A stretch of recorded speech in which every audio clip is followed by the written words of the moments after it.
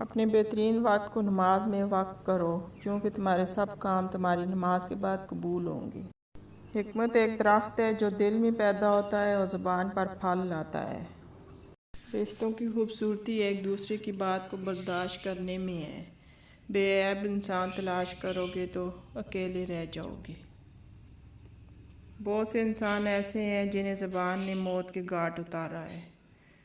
جسے تقدیر پر بھروسہ ہوتا ہے وہ آنے والی مصیبتوں سے نہیں گھبراتا۔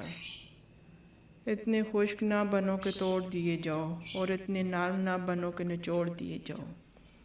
صرف دو لوگ مقدر والے ہوتے ہیں، ایک وہ جنہیں وفادار دوست ملتا ہے اور دوسرا وہ جن کے ساتھ ماں کی دعائیں ہوتی ہیں۔ دولت مٹی کی طرح ہے اور مٹی کو پیر کے نیچے رکھنا چاہیے۔ اگر سر پر چڑھاؤ گے تو قبر بن جائے گی۔ قبر زندہ لوگوں کے لیے نہیں ہوتی۔ عزت در حقیقت وہ ہوتی ہے جو بندے کو خدا کے دربار میں حاضر کرے، اور ذلت وہ ہے جو انسان کو خدا سے غائب کر دے۔ جن کا پورا چہرہ دیکھ کر مصر کی عورتیں اپنی انگلیاں کاٹ لیں وہ یوسف ہیں، اور جن کی انگلی دیکھ کر خود چاند دو ٹکڑے ہو جائے وہ محمد صلی اللہ علیہ وسلم ہیں۔ احمق کا مقابلہ جواب نہ دے کر کرو، اس سے منہ پھیر لو۔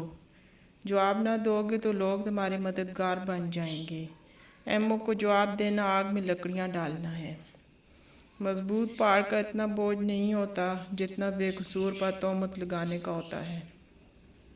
انسانیت بہت بڑا خزانہ ہے، اسے لباس میں نہیں انسان میں تلاش کرو۔ محبت سے غم اور اداسی ضرور پیدا ہوگی، وہ محبت ہی نہیں جو اداس نہ کر دے۔